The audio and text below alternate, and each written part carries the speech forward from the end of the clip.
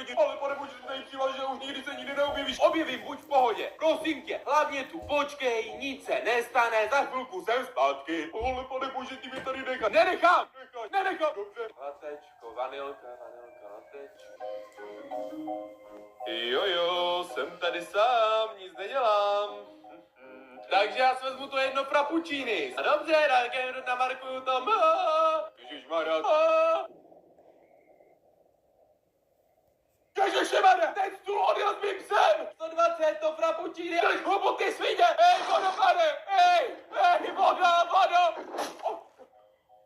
Já dostanu přes piču, že jsem utekl s tím stolem. Ježišmarja. Hlavně nebědím s tím stolem mezi ty auta. Já se neoplatím, teď jsme se přestěhovali, zlatá svině, vodu, uklidně se! Hej,